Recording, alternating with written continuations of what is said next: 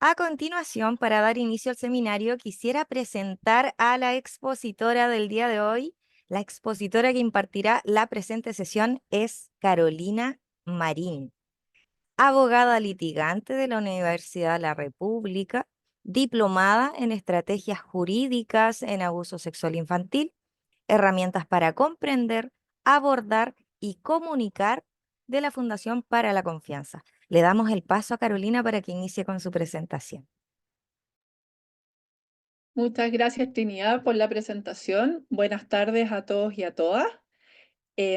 Voy a pasar a compartir en este minuto pantalla y voy a bajar mi cámara para privilegiar voz más que imagen y tener una buena grabación y cosa que después quede bien el producto que necesitamos generar con Trinidad para que después se los puedan mandar a ustedes. Así que vamos a compartir. Dame una primera. Estamos, perfecto. Sí, estamos.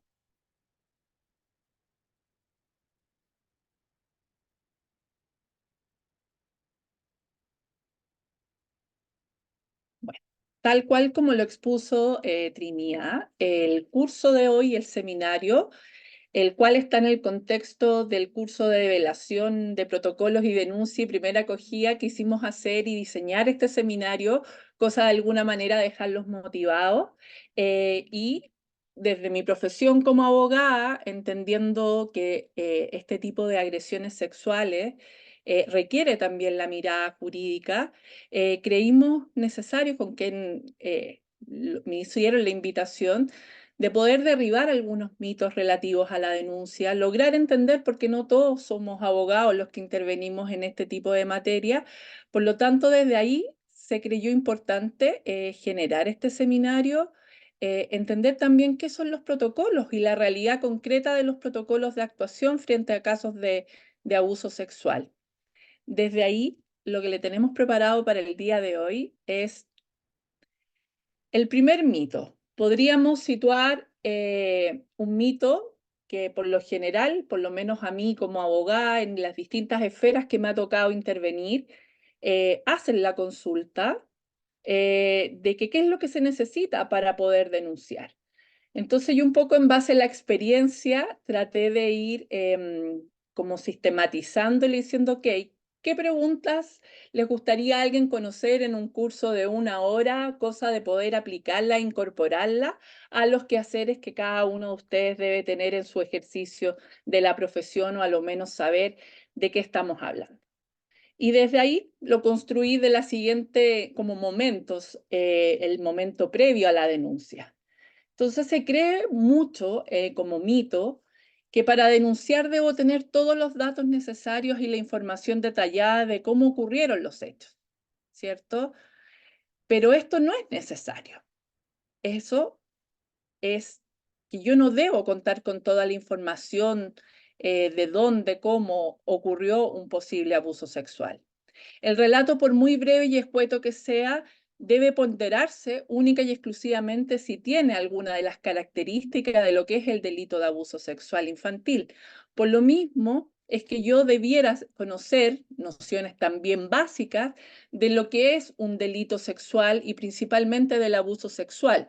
No conocerlo en profundidad, pero lo menos conocer los elementos del tipo penal para ver si es que me encaja o se subsume.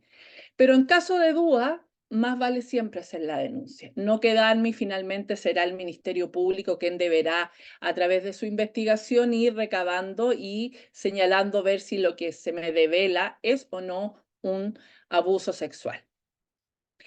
Eh, yo como para poder construir una denuncia no tengo que ir pidiéndole datos al niño, niño adolescente como detalles innecesarios o que me relaten de forma más detallada los hechos de cómo han ocurrido.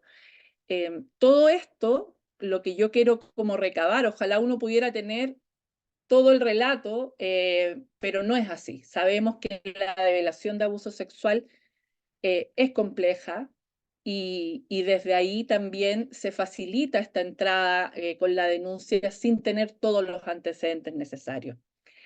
Todo esto, los datos, los lugares, las épocas donde ocurrieron, van a ser también datos que se van a tratar de ir recabando en la construcción de esta investigación que va a estar a cargo del Ministerio Público a través de personal especializado o a través de las policías, que quienes son los que hoy día también, como sabemos, hacen las entrevistas, algunos las videograbadas o toman los relatos por personal que está ya especializado, porque aquí tenemos que tener en cuenta que lo que tenemos que evitar es la revictimización secundaria de los niños, niñas y adolescentes cuando se enfrentan a un proceso judicial. Yo no puedo estar interrumpiendo este relato tratando de desenmascarar quién será el posible agresor o agresora. El relato, nunca se nos olvide que debe ser un acto voluntario y espontáneo. Esta voluntariedad y espontaneidad es la que me hace preservar. Yo tengo, si soy un profesional preparado en estas materias, mi objetivo principal es preservar ese relato para que no se contamine o no se inocule, como puede ser cuando alguien por querer recabar un poco más y profundizar puede influir en ese relato y ese relato finalmente se va a cuestionar. Tenemos que pensar que si vamos a entrar a un proceso penal, al otro lado voy a tener a un abogado defensor que va a estar tratando de única y exclusivamente de destruir el relato y desvirtuarlo, este relato de la víctima. Entonces, en definitiva, yo tengo que apuntar a esa preservación del relato. Por eso es importante tener estos conceptos claros para no, en cierta medida, ensuciar la espontaneidad y este acto voluntario que está efectuando un niño, niña o adolescente.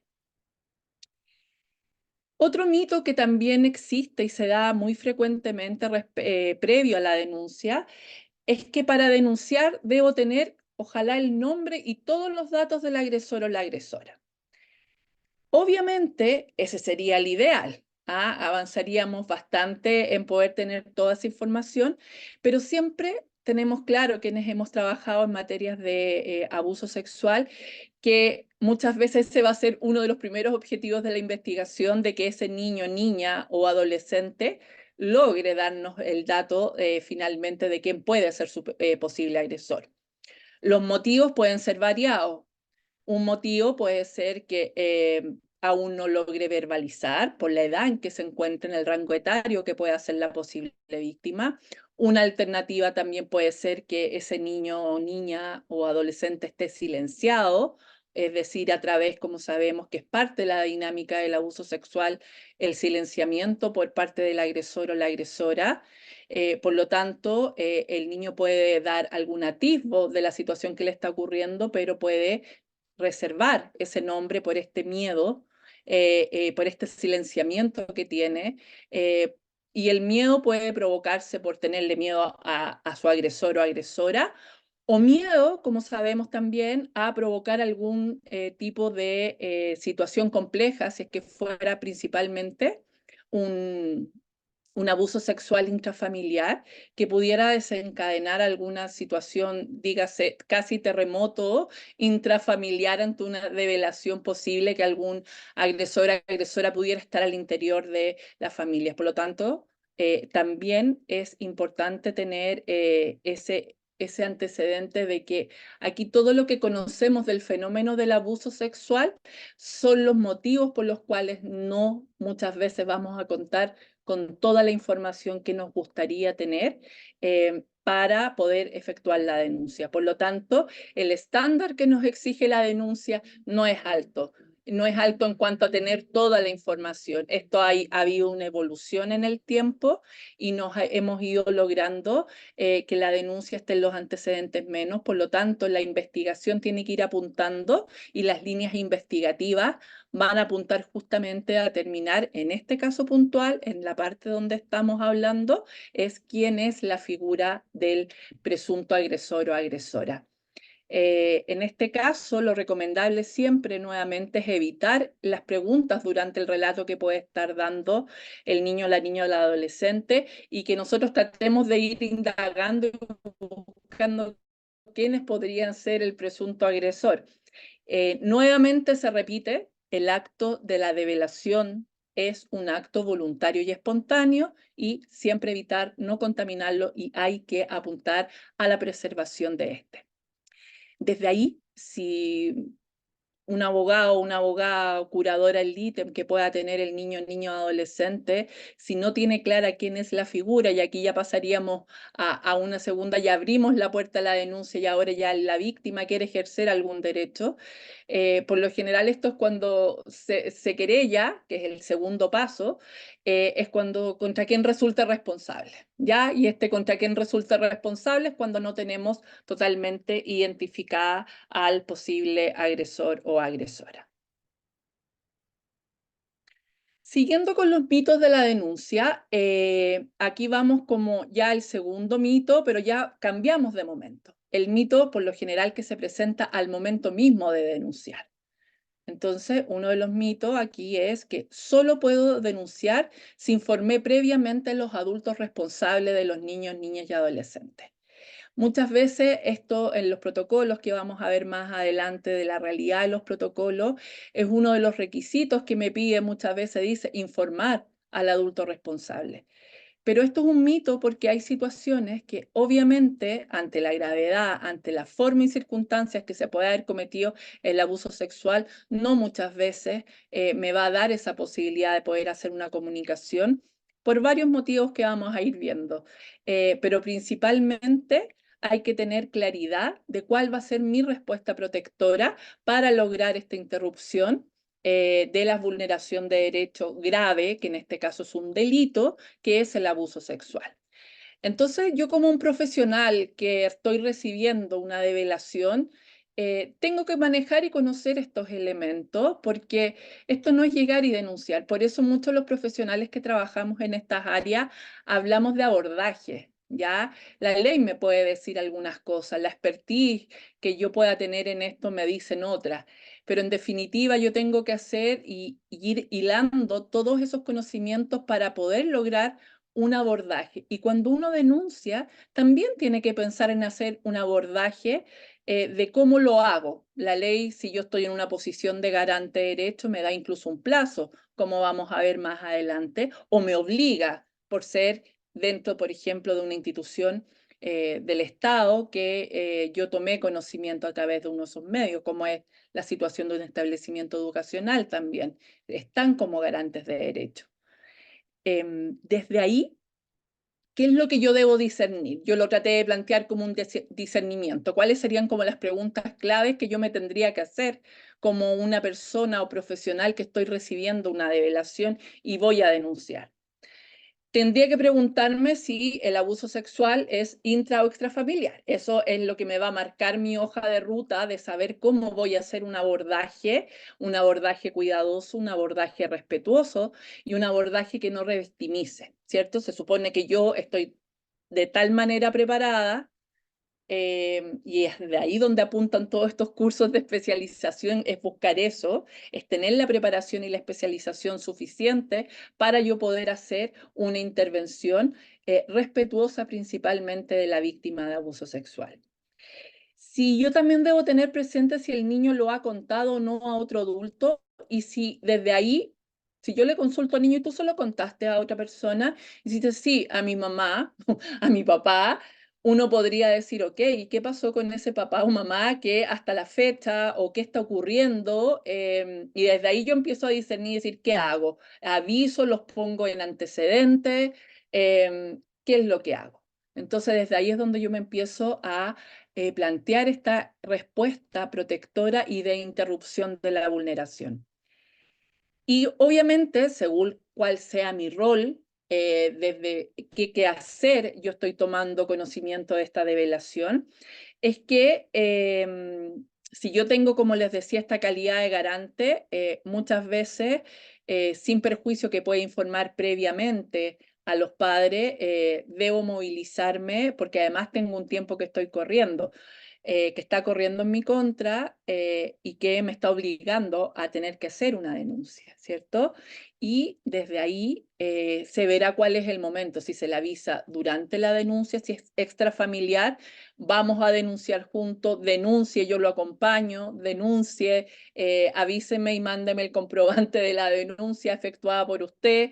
En el fondo también instar a la otra persona de poder hacer, la otra persona, estoy hablando básicamente del adulto responsable, sea padre o madre, de también darle la posibilidad de poder desplegar, porque quizás ellos efectivamente no tenían conocimiento de esta situación y el silenciamiento de ese niño, niño o adolescente obedece a situaciones de no querer hacer sufrir a los padres, la culpa, todos los elementos empiezan a aparecer y son los que yo tengo que problematizar el por qué ese niño puede o no haberle contado a sus adultos responsables. Luego, hay que ver, y hay posturas que muchas veces los niños o el adolescente puede decir, sí, yo le conté a mi papá, le conté a mi mamá, pero no me creyeron. Pensaron que yo estaba inventando, que quería llamar la atención, y como siempre tenemos, y aquí es como siempre, como dicen los psicólogos, es como de libro. O sea, hay situaciones que la actitud de los padres o cuidadores, en definitiva, pasa por tratar de desplazar, de no asumir la realidad, de poder tratar de restar esta credibilidad a los niños, niñas y adolescentes que pueden estar siendo en ese momento víctimas y que al restarse su credibilidad, obviamente ellos se silencian y encuentran quizás otro espacio de confianza donde pueden ir buscando a otros adultos profesionales en los cuales sí le van a dar credibilidad a lo que ellos o ellas les puede estar ocurriendo. Un tercer mito es que el denunciante es parte de la investigación penal o de una medida de protección que se inició. Em, la calidad de denunciante, y si lo hablamos dentro del ámbito penal, no le da derecho a los denunciantes a poder conocer la causa, porque el rol del denunciante llega hasta ese momento, que es colocar en conocimiento de la autoridad un hecho que puede tener características de un delito. Por lo tanto, la participación del denunciante muere ahí, salvo que en mi condición de denunciante yo haya tomado conocimiento de la develación y podría llegar a pasar en algún minuto a pasar a ser testigo, y cuando paso a ser testigo no voy a tener acceso a la carpeta investigativa, sino que se me va a hacer, voy a ser citado o citada a declarar en un juicio, o sea, durante la investigación, y si esto prospera en un juicio, también ir a deponer ante un tribunal oral o un tribunal de garantía, según sea el procedimiento que pudiera llegar a ser utilizado. Puede ocurrir también que esto se genere en terapia, y como sabemos también los terapeutas también pueden ser testigos de lo que se llaman derechos los testigos de oída, aquellas personas que han ido escuchando lo que ocurrió y el relato, y así es como se va construyendo esta develación, o cómo se va construyendo el hecho o las formas y circunstancias en que ocurrió este abuso sexual. En el evento que fuera un establecimiento educacional, por ejemplo, mi rol posterior podría ser también requerida como parte del establecimiento, como encargada de convivencia o como psicóloga del colegio que recibí un testimonio, una develación. También puedo ser citada como testigo, o durante la investigación también se me puede pedir algún tipo de informe que dé cuenta de la situación pormenorizada de ese estudiante o de ese estudiante que puede haber ocurrido, cómo fue la develación, su rendimiento académico, etcétera, etcétera. Entonces, como ustedes pueden ir viendo, estos tres momentos que yo traté de establecer para también presentarles algo más dinámico, más en el poco tiempo que también tenemos, que les quedara un poco más, y ir entendiendo esas preguntas, que yo hice la denuncia y nunca más supe de lo que pasó. ¿Ah? Eso es lo que ocurre. ¿Ya? Lo que pasa es que muchas veces, según cuál sea mi calidad de denunciante no me habilita y no me da ningún otro derecho. No soy interviniente del caso. Mi rol llega hasta ahí. Por lo tanto, como mi rol llega hasta ahí, Es importante saber, según la institución, o si trabajo yo en la esfera particular, privada, como psicóloga, por ejemplo, y tengo a mí siempre psicólogas particulares, privadas, me preguntan, pero es que yo no tengo protocolos porque trabajo de manera independiente. Entonces, esta pauta que ustedes tienen acá es como los pasos clave, sin perjuicio de que yo puedo estar. Este es como el resumen y son los pasos básicos que puede tener cualquier protocolo de cualquier institución que pueda trabajar con niños, niños o adolescentes. Y si yo fuera psicóloga o psicólogo privado, yo podría construir mi propia hoja de ruta. Yo siempre los protocolos los trato de presentar como la hoja de ruta a seguir ante una posible develación o tomar conocimiento de un hecho que puede ser un abuso sexual. ¿Por qué digo que esa hoja de ruta hay que conocerla, tener los pasos clave? ¿Y por qué los protocolos a nivel institucional deben ser sociabilizados? Porque no es fácil recibir una develación de una situación tan grave como puede llegar a ser un abuso sexual de un niño, niña o adolescente. ¿Qué es lo que ocurre acá? Yo, obviamente, como profesional, por muy preparado que esté, por mucha expertise que tenga, esa revelación genera un impacto de alguna manera en mi persona. Por lo tanto, yo este camino y para mi propia no interferencia emocional que me puede significar recibirlo, debo saber qué es lo que tengo que hacer.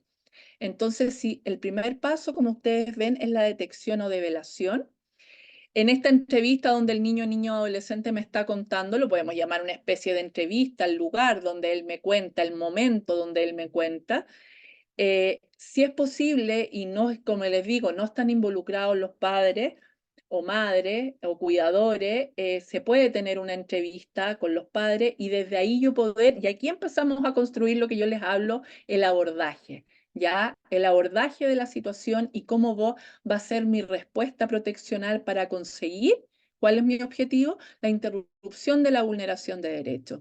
Puedo hacer una evaluación tanto de los riesgos y recursos y desde ahí yo puedo solicitar. Y esto, por favor, recuérdenlo, que si yo tengo la presencia de un abuso sexual que puede y el estándar es mucho más alto, es un delito, muchas veces la respuesta proteccional, como sabemos, no la voy a encontrar inmediatamente en lo penal, sino que la respuesta proteccional por lo general lo voy a encontrar en el ámbito de tribunales de familia a través de la presentación de una medida de protección.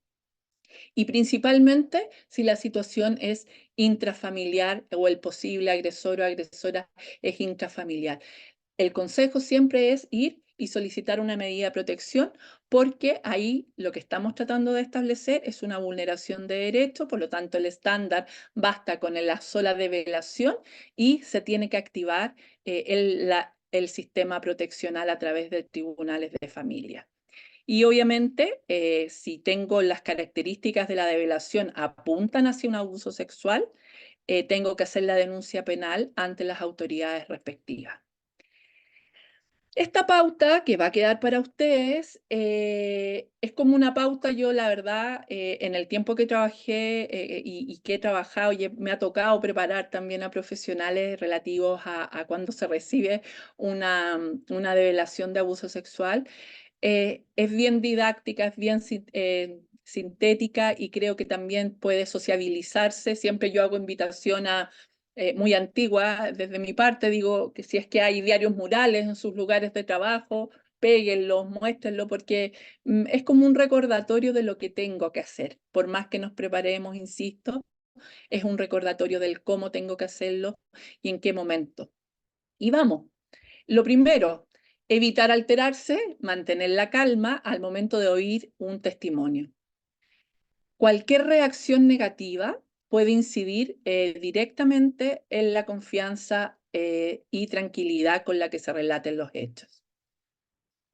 Jamás hay que intervenir el relato, un poco con lo que partimos, ¿cierto? Se le debe escuchar, se le permite que haga un relato libre y que vaya fluyendo con las propias palabras, no interrumpir ni hacer ninguna manifestación, menos opiniones, menos juicios de valor sobre el relato, que muchas veces a uno le da ganas como, ay, ¿cómo te hicieron eso? Ay, qué rabia. ¿Y por qué no hablaste? ¿Y por qué no lo contaste? Es como esa cosa que uno tiene como innata, ¿cierto?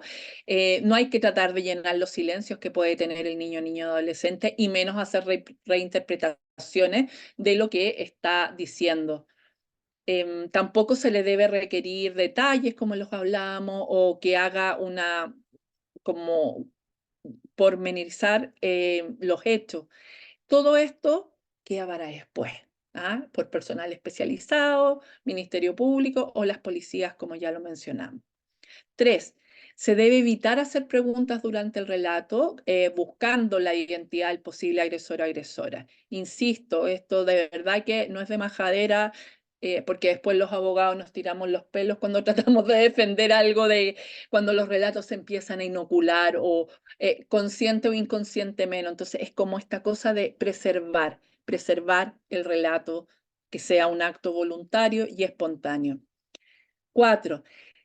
Una vez que ya el niño, niño adolescente ha terminado de dar su relato, se le debe reconocer este esfuerzo y valentía que hace. Se le debe agradecer de partida la confianza depositada en uno, en el profesional o en el adulto, y no cuestionar, como ya lo señalé, este relato entrega, ni responsabilizar menos al niño de lo ocurrido, ni tampoco ni minimizar ni maximizar lo que ocurrió. O sea, ojalá tener una actitud neutra, empática, de reconocimiento y de agradecimiento de confianza. Serían los elementos como claves y bases para poder tener una actitud que no vaya, en caso alguno, a develar.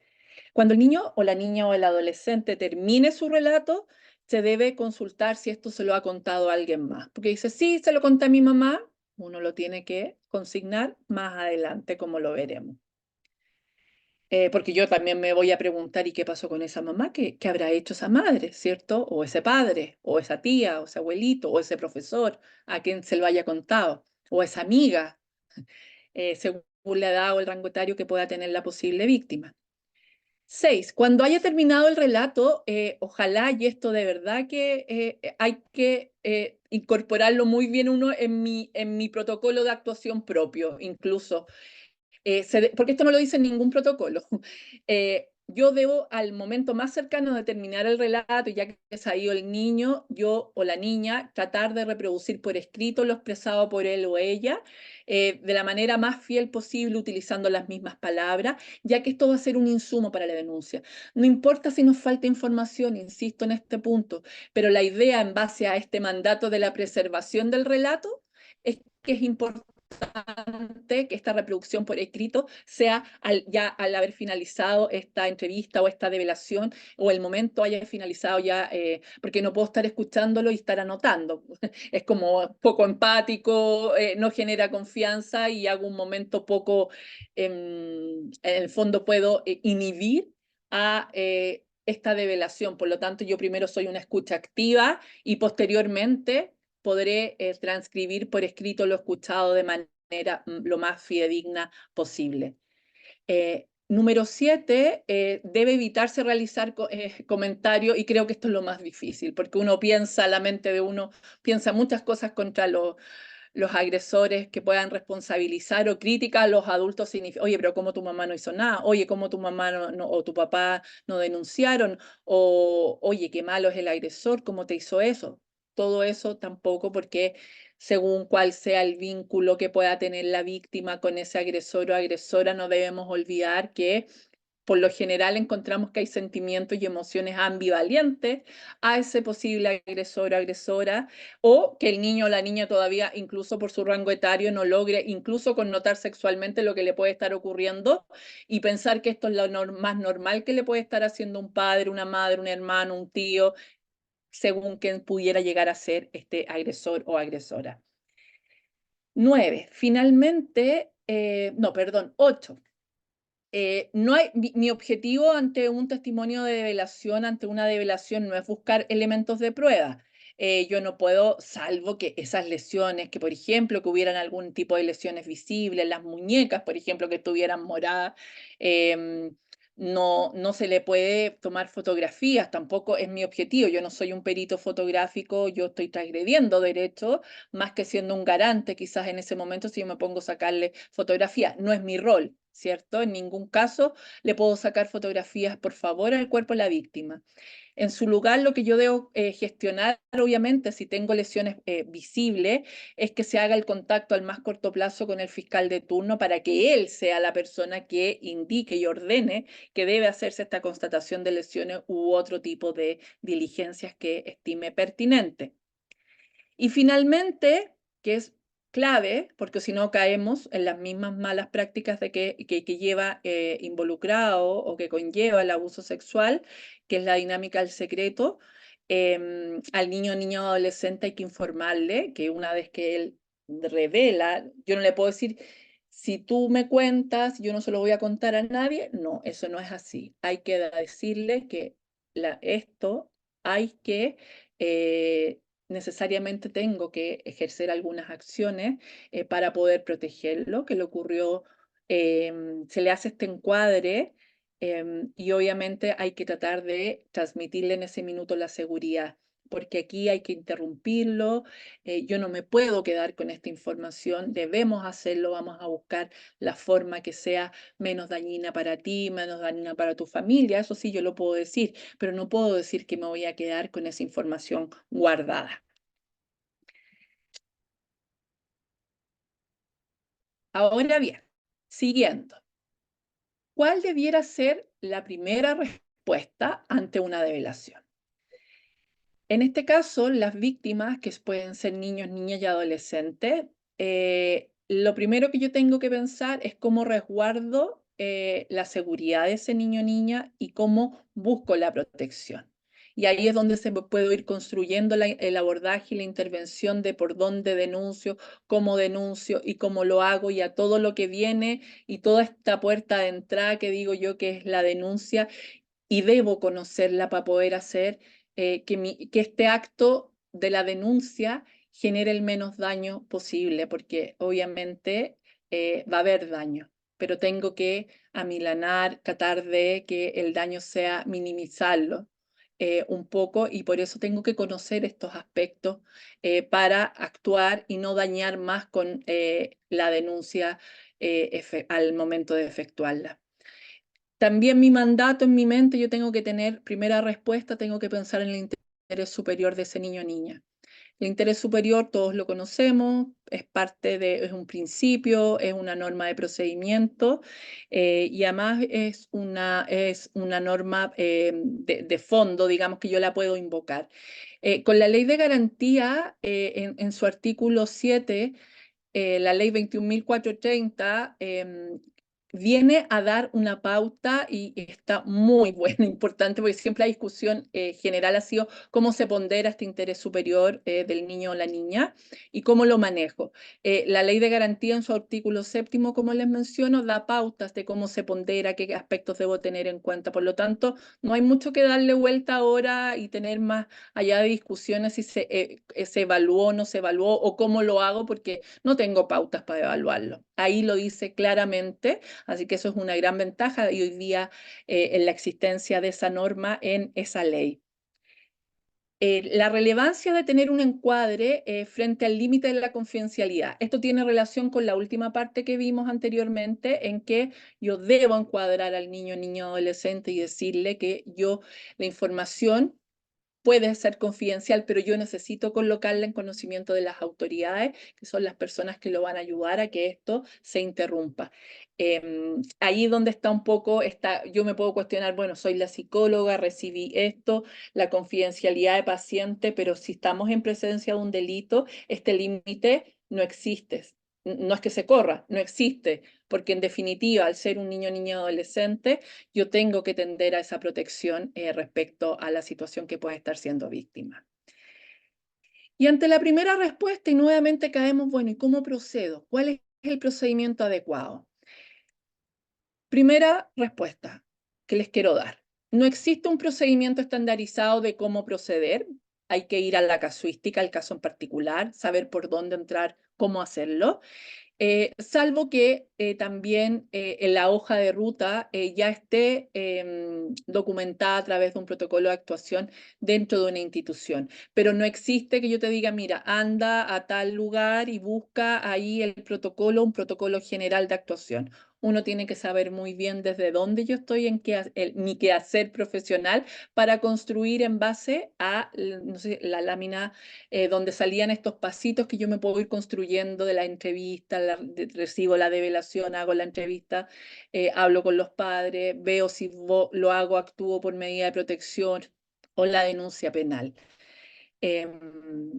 La utilización, obviamente si existe el protocolo interno, yo debo utilizar este protocolo interno y desde ahí se van a ir abriendo los caminos hacia donde pueda realizar, como les señalaba, la denuncia penal o la medida de protección.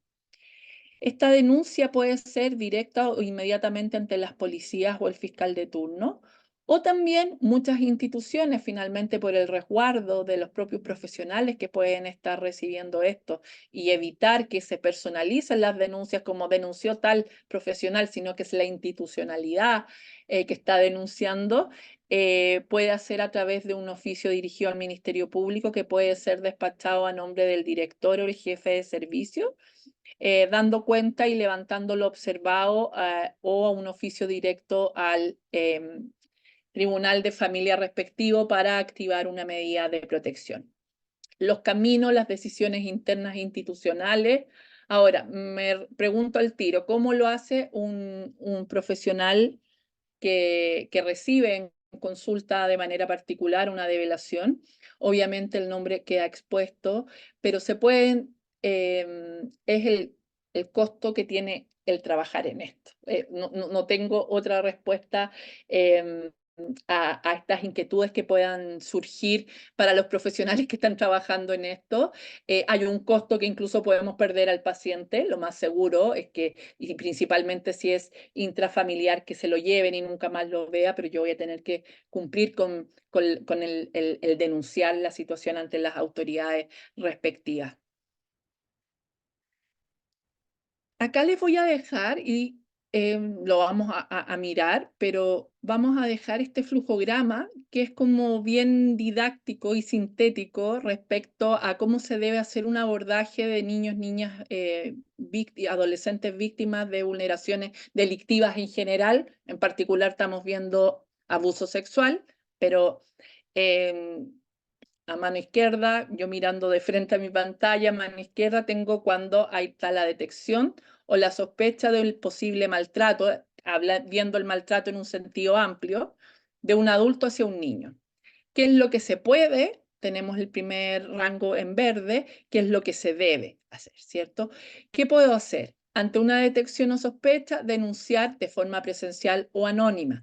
Todo depende de cómo yo tome conocimiento de esta situación y qué rol de garante tengo, porque es muy distinto que yo esté viendo una situación, no sé, yo trabajo, por ejemplo, en un programa del Estado, pero yo voy en la calle caminando y veo una situación de maltrato hacia un niño, mi obligación va a ser distinta porque voy a estar en un rol de garante distinto, pero que no obsta a que yo ya desde mi conciencia y mi ética personal quiera o deba denunciar. No tengo la obligación porque ahí voy en un rol distinto. Iba caminando por la calle y soy un garante como todos los ciudadanos que podamos tener ese rol ante la situación que puede estar ocurriendo con un niño o niña. Muchas veces estas situaciones se pueden dar en el ámbito de salud. También son personas que los profesionales de la salud que detectan muchas vulneraciones de derecho y mucho maltrato y abuso sexual en particular, ¿cierto? Pueden estar en un control común y silvestre que no tenga nada que ver con la agresión sexual y pueden detectar alguna situación.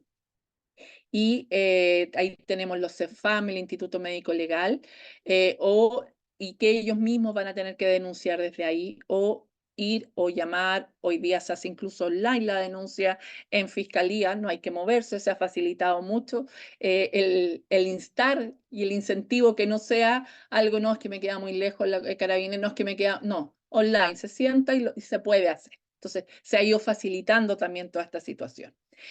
Y en el recuadro, el medio, donde dice en blanco, dice quién debe ¿ah? Aquí el debe, aquí está el garante de derecho, el obligado a hacerlo, ¿cierto? Que son las instituciones públicas, los directores están obligados a denunciar, ahí hay un tiempo de 24 horas, se debe avisar a un familiar de origen y obviamente si el familiar de origen, el padre, madre de los involucrados, habría que buscar familia extensa, ¿cierto? Avisar a los superiores de la institución donde yo me desempeño, si hay sospecha, cae un funcionario que pudiera ser el agresor, un funcionario o funcionaria en el despliegue de sus labores, obviamente hay que alejarlo, principio de inocencia, solo se le puede alejar del contacto directo con niño, niña, adolescente, no se le puede despedir, no se le puede incriminar, porque también hay protocolos de actuación hasta que la investigación ya no vaya surtiendo más efecto. Y obviamente hay un deber del guardar la confidencialidad respecto a los datos, pero no, la confidencialidad no es secreto, por eso hay que activar. ¿Y dónde activo? Tribunales de familia, Ministerio Público, Policía de Investigaciones, Carabinero. El profesional que lleve a cabo o que reciba una develación o una declaración de un niño, estamos en el último, en el amarillo, dice que debe tener lo que hablábamos, una escucha respetuosa, creerle al niño. Ese es como el principio que nos mandata a todos. Siempre se le cree al niño y jamás poner en duda lo que nos está diciendo. Todas estas instituciones donde está esta manito equiparada deben realizar investigaciones y activar tanto los procesos judiciales como los procesos reparatorios. Todas las instituciones y programas son especializados en niñas y adolescencias, tienen una responsabilidad de denunciar el maltrato que pueden estar siendo víctimas niños, niñas y adolescentes.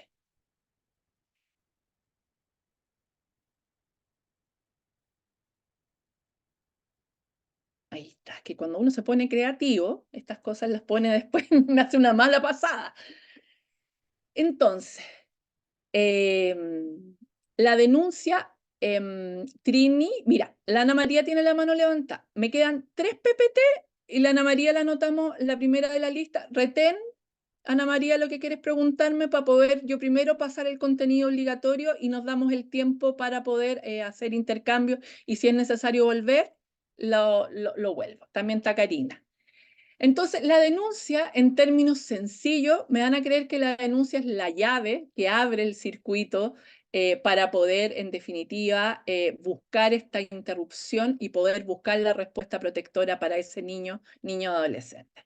Entonces, por lo general, aquí surgen inquietudes como preguntarnos, ¿ante quién puedo denunciar? Ya lo hemos mencionado, carabineros, directo en fiscalía, puede ser policía de investigaciones, si estoy justo en una consulta, digamos, en un CEFAM, ahí puede llegar carabineros ahí, se hace la denuncia ahí directamente. Otro elemento que aparece con la denuncia es los obligados a denunciar. Y los obligados a denunciar sale establecido en el artículo 175 del Código Procesal Penal. ¿Quién investiga un delito? Preguntas clásicas, que yo las traté aquí como de reunir. El Ministerio Público. El Ministerio Público o Fiscalía es el único que puede investigar un delito porque ellos son el órgano persecutor, es decir, que por ley, por la ley orgánica del Ministerio Público, la función de investigar los delitos es de ellos. Por eso ellos pueden trabajar de manera conjunta con las policías, carabineros, policía de investigaciones. ¿Qué es el Ministerio Público? El Ministerio Público es un organismo autónomo para que ustedes sepan que tienen la obligación de llevar a cabo la persecución penal. ¿Cómo investiga el fiscal? El fiscal va recabando durante la investigación testimonios, va recabando información a través de testigos, va recabando información de lo que pueda estar ocurriendo con ese niño, niño adolescente en el ámbito proteccional, en un tribunal de familia, pedirle al tribunal de familia que le mande los antecedentes, etcétera.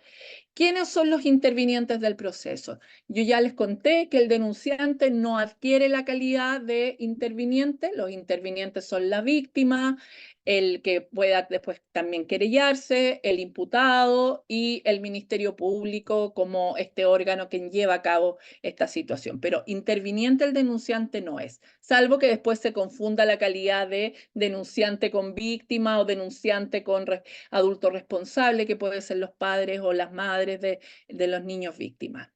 Y aparece todo el decálogo del derecho a las víctimas y uno de esos derechos importantes hoy día es que tengan un curador ad litem en materia penal eso ya lo dice la ley, y además que puedan querellarse a través de este curador. Es un derecho de la víctima. Entonces, como dijimos, ay, espérame, ahí. ¿Dónde? Ante cualquier comisaría de carabineros, obviamente se recomienda la más cercana, por muy redundante que sea, no donde ocurrieron los hechos. Esto puede haber ocurrido en unas vacaciones en un lugar, puedo ir a la comisaría y me develó 4 meses después, yo puedo ir a la comisaría donde recibí la develación, ¿ya? La idea es que no sea un impedimento. Ante cualquier cuartel de la Policía de Investigaciones, ante la fiscalía y no necesariamente puede ser la fiscalía donde efectivamente ocurrieron los hechos, sino que donde yo recibí la develación y después se declarará incompetente la fiscalía que recibió la denuncia y de ahí la envía a la fiscalía correspondiente. Y también, para que ustedes sepan, se puede hacer la denuncia directamente en un tribunal con competencia en lo criminal o en lo penal. Y si se trata, esto es como un dato y ocurre demasiado con agresiones sexuales, pero también ya que como hablan, se los quise mencionar porque ocurre dentro de la población adulta muchas veces situaciones de abuso sexual. Dentro de los recintos penitenciarios se puede hacer la denuncia y la debe y puede recibir personal de gendarmería al interior de los recintos penitenciarios. Los mencionamos, quienes eran los obligados a denunciar, y esto estaba en el artículo 175, ¿cierto?, del Código Procesal Penal. En el fondo, todo el decálogo de los jefes de servicio, recintos hospitalarios que pueden ser públicos o privados, profesionales de la medicina, odontología, enfermería, farmacia, los establecimientos de salud en general, los directores, inspectores y profesores de los establecimientos educacionales que vean afectado a algún alumno o alumna. ¿Cuál es el plazo? Y aquí por eso esta hoja de ruta la tengo que tener claro, por dónde sigo el camino. La denuncia debe efectuarse desde que yo tomo conocimiento en 24 horas. Por lo tanto, mi capacidad de reacción debe ser rápida. ¿Qué pasa si no denuncio? Supongamos que yo, profesora, yo, colegio, recibí la denuncia y después de la investigación sale que ese colegio, ese establecimiento educacional no hizo nada, es solo una multa. Pero aquí estamos apelando a lo ético profesional, pero es multa, es plata. Pero la ética queda en uno, de hacerlo o no hacerlo. Y la multa va de 1 a 4 UTM y esto lo dice el artículo 494 del Código Penal. No se los voy a leer completo, pero yo soy una fan de la ley de garantía, la 21.430. El artículo 63 de la ley 21.430 vino a derribar todas las preguntas que uno se confundía, decir, oye, pero si yo trabajo en un servicio público, pero mira, mi contrato es a honorario, entonces no estoy, soy o no, mire, cualquiera, y aquí lo dice, y lo tengo en negrilla, cualquier modalidad contractual, una persona que sea natural o jurídica que realice una función pública debe y tiene que hacer la denuncia. Habla nuevamente los plazos y abarca todo lo que es la obligación de las oficinas locales de la niñez. Entonces, esta discusión bizantina que había es que, ¿cómo es mi forma de contrato? No importa. Cualquiera sea la forma, yo debo y tengo que hacer la denuncia en el evento que tome conocimiento de un hecho. Ahí va a quedar, no lo vamos a leer, sociabilícenlo, búsquenlo, incorpórenlo, porque es muy bueno este artículo, se desarrolló y yo creo que como que trató de compilar todas aquellas dudas existenciales que uno tenía, ¿debo o no debo denunciar? Aquí están las respuestas. Respecto al circuito judicial, que es postdenuncia, es decir, qué es lo que viene después de que yo denuncié, el proceso penal se divide en 3 grandes etapas, como ya vimos la primera, la etapa de denuncia, luego viene una etapa de preparación de juicio oral, una etapa de juicio oral propiamente tal. Todas estas etapas también nosotros las recabamos y ahondamos en ella más profundamente, también en un diplomado que nosotros hacemos a través de AVIPA, donde también vemos esta mirada multidisciplinaria de la intervención y cómo dialoga lo jurídico con las otras áreas de las ciencias sociales. Por lo tanto, acá las víctimas de delitos sexuales van a aparecer distintos actores. ¿Quiénes van a aparecer? El fiscal a cargo, el juez de garantía durante la etapa de investigación. Si llegamos a juicio oral, vamos a ver a un tribunal oral, a los jueces orales, van a estar los agentes de la policía, los peritos y todo lo que es el intersector en la línea de protección y reparación de niños, niñas y adolescentes. Como todos sabemos, si el abuso sexual es complejo desde la detección, desde la forma de poder hacer intervención, esto se manifiesta mucho también en el proceso penal y son todos los nudos críticos que se nos van presentando durante las investigaciones, por la edad, por la forma del relato o por la posibilidad de no poder determinar quién es el autor. Desde ahí lo tenemos que ir viendo y problematizando. Primero existe un miedo a la denuncia, por eso yo traté de hablar de los mitos, porque el miedo a la denuncia aún prevalece en esta capacidad de identificar estos miedos. Hay situaciones que no llegan a denunciarse por vergüenza, por miedo a la estigmatización, porque muchas veces piensan que sus relatos no van a ser creídos, que muchas veces prefieren no denunciar porque dice, es tan largo el proceso que prefiero no hacer nada. Y muchas veces las víctimas se sienten muy insatisfechas con el sistema penal y muchas veces la víctima existe una sobreintervención y que muchas veces lleva a la retractación o son reticentes finalmente a participar en el proceso penal. El término procesal de las causas, el abuso sexual, lamentablemente, como otros delitos sexuales, son muchas veces salidas no judicializadas. O sea, muchos de estos casos que se denuncian, lamentablemente, no llegan a juicio oral, no llegan a tener una sentencia condenatoria. Y muchas veces lo que se lleva es a buscar otras salidas u otras formas de término, como son, me imagino que todos saben, el temido archivo provisional por falta de antecedentes, la decisión de no perseverar o buscar alguna otra salida alternativa como puede ser una suspensión condicional del procedimiento o un procedimiento abreviado. Pero las estadísticas lamentablemente no han cambiado por todos estos nudos críticos que hablamos. Las sentencias condenatorias en materia de abuso sexual son muy bajas. Y uno de los nudos críticos que nos sabotea todo esto es que las revelaciones son tardías, en lo relativo a poder de alguna manera llegar a tiempo a pesquisar una prueba, ya sea directa o indirecta, o una prueba pericial, que dé indicadores de abuso. Y esto se ve reducido de una manera muy considerable. El paso del tiempo es nuestro peor enemigo, pero eso no significa, como digo yo, el primer derecho que debe ejercer este niño o niña es el tener acceso a la justicia. El resultado es la segunda parte, pero el primer derecho es tener este acceso a la justicia. Otro nudo crítico son los enfoques que se le están dando a las investigaciones. El Ministerio Público, como siempre, busca conocer antecedentes de su competencia, quieren investigaciones que esté como todo, ojalá, y en el abuso sexual nunca se tiene todo. Entonces, la investigación tiene que ir apuntando a buscar los resultados y a veces abandonamos. El Ministerio Público abandona un poco lo que es el enfoque de derecho y principalmente el enfoque de protección hacia las víctimas. Los juicios y los casos de víctimas de niños, niñas y adolescentes no se ganan a costa de los niños. Entonces, ahí hay un juego que es bien siniestro para los profesionales que vamos interviniendo, de no buscar más pruebas o sobre intervenir a ese niño a costa de su salud mental, de su victimización secundaria, sino que muchas veces uno dice, ya, es lo que hay, buscamos, vemos qué otra forma podemos ponerle término y es ahí donde este buen puerto, los resultados a veces no es muy próspero como uno quisiera. El testimonio de la víctima, aunque ustedes no crean, aunque hoy día exista una entrevista única, video grabada, todavía se le sigue dando una calidad esencial al testimonio de las víctimas. Mayor dificultad tenemos cuando uno ve un niño de 3, 4 años, uno se le aprieta un poco el estómago, decir, poco relato vamos a tener y no puede ser en lo único que vaya a basarse una investigación o finalmente un juicio oral para lograr el convencimiento del tribunal. Muchas veces tenemos ausencia de relato y tenemos daño, ¿ah? Pero obviamente, y no tenemos pruebas físicas, entonces muchas veces no se lleva esto a juicio oral por el riesgo de que no quieren correr muchos fiscales o en no tener una sentencia condenatoria óptima como ellos quisieran.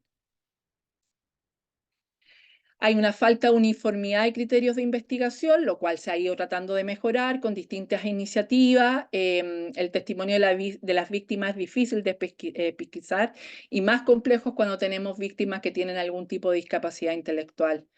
Hay un desconocimiento también de muchos fiscales, pero también hay preparaciones y de los operadores del sistema, de los estándares nacionales e internacionales de los operadores, sobre todo en investigaciones cuando se trata de violencia sexual. Y aquí, debajo del juez, tengo como el decálogo de toda la normativa internacional y los estándares internacionales que uno debería invocar, aunque esté en Chile, porque todo esto nos debe invocar y nos debe dar la hoja de ruta también para poder seguir una investigación que sea lo más protectora, que sea lo menos invasiva, que no sea revictimizante para un niño y que ojalá podamos llegar en el mundo ideal a un buen puerto y a un buen resultado de la investigación. Y ahí van a quedar todas estas normas, las directrices que se van dando de las Naciones Unidas, las observaciones generales número 13. Todo eso uno las puede invocar y buscar para ir abriendo fases de investigación y ir fortaleciendo también la argumentación jurídica de uno. Por lo tanto, eso es lo que yo tenía preparado para el día de hoy. Voy a dejar de compartir pantalla y Natal, a ver, la Trinidad me va a dar. Mira, Ya, tenemos estaba leyendo un chat. Ahí. Ana María Olmos. A ver, queridísima, tu turno de hablar. ¿Te Hola, escuchamos? Ay, hola, sí. ¿me escuchas? Ya. Hola, mira, yo soy estudiante de trabajo social, me interesó mucho el tema y tenía algunas dudas que las fui anotando, pero algunas se fueron como respondiendo en el, en el resto de la clase. Una era que en el caso de que un colega sepa y no haga nada, entonces me quedó claro de que hay una multa, o sea, no es que yo pueda denunciar el maltrato al niño y además denunciar al colega. O sea, al colega no le va a pasar nada.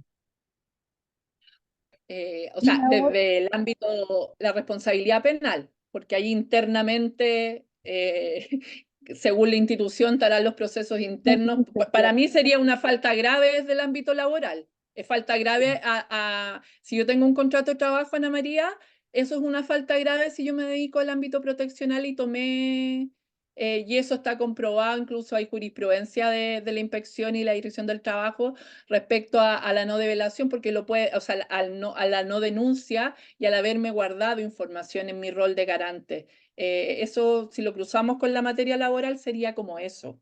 ¿Mm? y la otra Dale, dígame. el tiempo de denuncia, pero para el niño, ¿cuánto esto no prescribe, ¿cierto? No, no, no Ya, prescribe. No ya, prescribe y es imprescriptible. Y recordar que también, bueno, yo no lo toqué porque esto es mucho y por eso así yo no soy muy buena para la publicidad, pero de verdad que todas esas temáticas las vamos tocando nosotros en el diplomado de abuso sexual que tenemos. Un poco entramos a detallar lo que es la imprescriptibilidad de los delitos sexuales y cuál es el objetivo y por qué son imprescriptibles los delitos sexuales cuando son víctimas niños, niñas y adolescentes. Justamente por todos estos nudos críticos que hoy día vimos así muy en una pincelada, tratando de poder ponerlos en terreno y en contexto.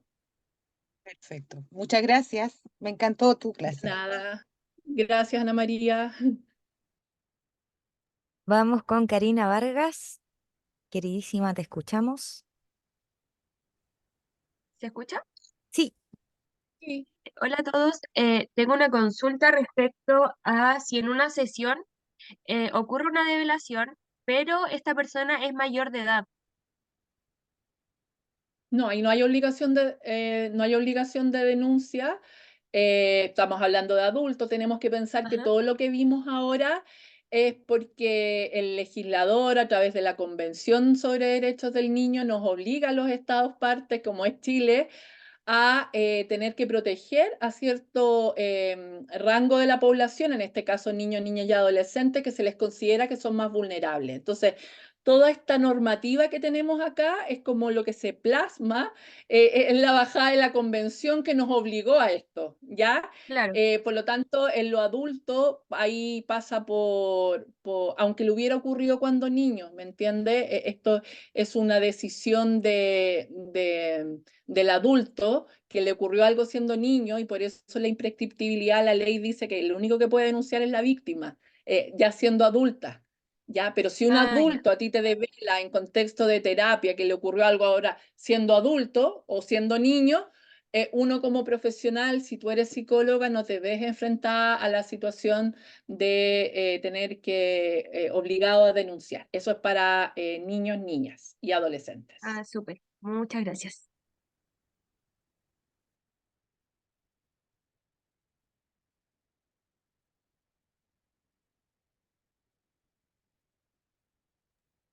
Querida. Veo que está Lisette, parece. No sé si hay más. Yo veo, tengo una, una mirada reducida en este minuto. Y tenemos a Lisette, tenemos a Carolina Andrea Guzmán también.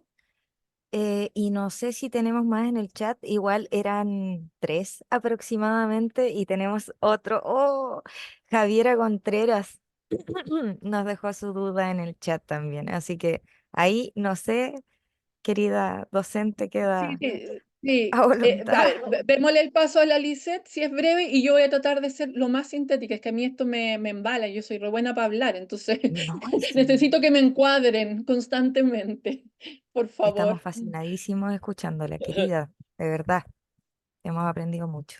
Lisette, ¿sí? ¿Te escuchamos? Ahí sí, ya. Ay, Buenas tardes. Tengo la duda. Bueno, yo soy profesora y se han dado casos, por ejemplo, ya en el colegio, bueno, en realidad soy directora, y se han dado casos de denuncia, ya sea, bueno, de violaciones de niños y todo eso, y hay situaciones donde yo tengo la duda. Se supone que, bueno, por lo que veo, hemos hecho un poco mal las cosas, pero porque hemos esperado que el padre al enterarse, porque eso así ha corrido súper rápido, que el padre se entera y uno espera que el padre haga la denuncia o la derivación y al final no la hace, entonces al final la terminamos siendo nosotros, pero tarde. Y la otra duda que tengo es si uno puede, a ver, hay una situación, un caso, una niña nos dice que hay un supuesto abuso, hay un abuso de un familiar y el padre dice, no, esto ya se está investigando, se hizo la denuncia y todo eso, pero se supone que ocurrió hace años. ¿Y uno puede denunciar nuevamente o tendría que pedirle que nos entregue el caso, digamos, el RIT? ¿Qué se hace en esos casos? A ver, yo primero, Lisette, y un poco aquí lo voy a juntar con la pregunta de Javiera, que van como en la misma línea de qué hacer en un colegio, porque esto se da mucho en los colegios y es muy típico. Los colegios, sí en los establecimientos educacionales han avanzado un montón en temas de protocolos de denuncia. Yo quiero ser súper justa con los establecimientos educacionales en ese sentido, a lo que hace muchos años ya se empezó a estandarizar mucho más y hay claridad de las denuncias. Siempre yo digo que si la situación es extrafamiliar y no es uno de los progenitores, digamos, de los apoderados, yo creo que siempre hay que dar la posibilidad de que ese garante de derecho respecto al hijo o hija sea el padre o madre, instarlos a que hagan la denuncia, pero poniéndoles un plazo, que te muestren algún documento de que ellos lo hicieron, para yo cerciorarme que no estoy, que, primero que no me están engañando, segundo que hay una actitud de interrupción. Si no se hace, lo que abunda no daña en derecho y es mejor hacer la denuncia y por último, si ya hay otra denuncia del padre o madre, estas denuncias se van a agrupar, como se llama, y hay que hacerlo. Y si es una denuncia antigua, hay que pedir algún verificador de lo que se hizo y si no, más vale denunciar y ahí la fiscalía les responderá a ustedes a lo más les van a decir, no, ya existe una investigación por los mismos hechos y y ya se cerró, por ejemplo, y no hay ningún nuevo antecedente que usted esté aportando, pero por lo menos ustedes verifican que esto ya estuvo hecho. Pero no hay forma de pedir datos, de pedir información directo a la fiscalía, porque la información acá, todo esto se maneja con la esfera de la confidencialidad. Eso. Em, Trini, tú me tienes que decir porque yo Sí, mi amor, no, usted tenemos maneja muchas al palabras. público. Sí, y es que por interno también me llegan y muchísimas felicitaciones, ¿ah? Ay, Incluso gracias, por muchas gracias. interno. Sí, están interesadísimos en el material. Aprovecho de decir que el material va a estar disponible para ustedes. Les va a llegar mañana en el link en el que van a encontrar la clase grabada y además van a poder descargar el material complementario. Eh, ¿Cierto que es genial? Ya. Y, ay, ahí veo la carita de la Nicole. Ya. A ver, me parece que hay una acá que es poderosa con respecto a denunciar el abuso que se vivió en la infancia, pero ya la persona adulta ahí es como más breve, me parece. ¿Cuánto duraría la prescripción? Lo que pasa es que la persona ¿cómo se llama? Que le ocurrió el abuso cuando niño y es adulto, o sea, conserva el derecho, el único que podría denunciar es él. No, no, no, por eso es imprescriptible desde el cumplimiento de la mayoría de edad. Y estos son los casos que ocurrieron, ahí hay que hacer, es que es mucho más compleja la respuesta porque había una ley que llegó hasta el 2018, entonces era para todos los casos hacia atrás del 2018 y después de que salió esta ley de imprescriptibilidad, entonces estaríamos hablando de adultos que todavía no llegan a ser adultos, ya la mayoría de los adultos que hoy día pudieran estar en una sesión terapéutica y que digan, hoy me pasó esto cuando era niño, para ellos se cuenta desde que cumplen la mayoría de edad, o sea, si esto les ocurrió antes del 2018, 5 años desde que cumplieron la mayoría de la edad. Pero son casos que eran niños cuando, antes de esa ley, las leyes no son retroactivas. Ya la ley de la imprescriptibilidad fue posterior al 2018.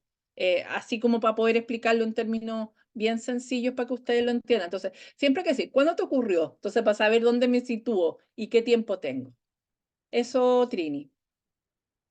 Maravilloso. Veamos si acaso podemos apretar un poquito más el horario, que ya no, ya no pasamos, pero es que está buenísimo esto.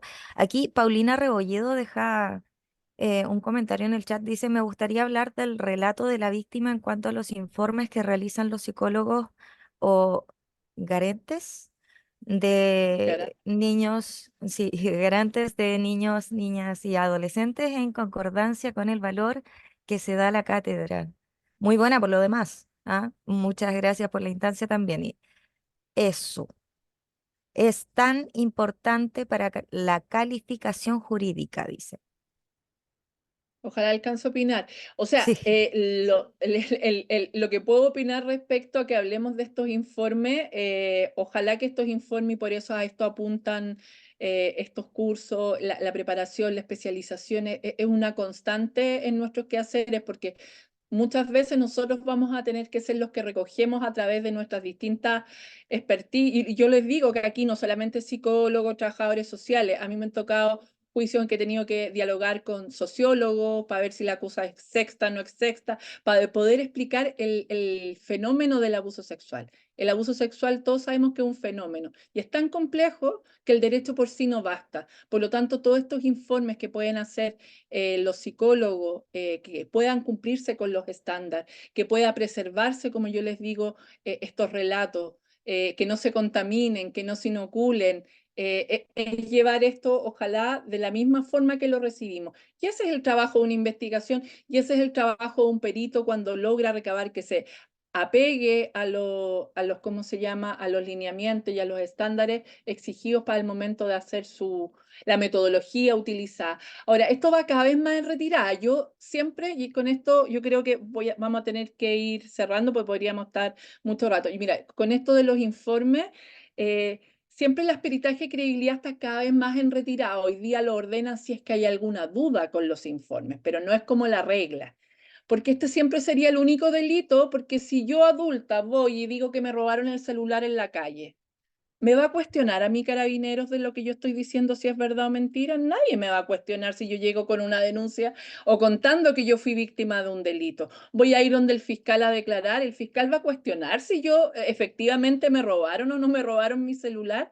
Este es el único delito por ser niño y por eso digo que esta es la mirada, aquí se vienen todos los conceptos que sabemos de enfoque de derecho, o sea, la mirada adultocéntrica, que en definitiva a los niños se les cuestiona. Por eso acá en las investigaciones tiene que haber un principio de que al niño se le cree.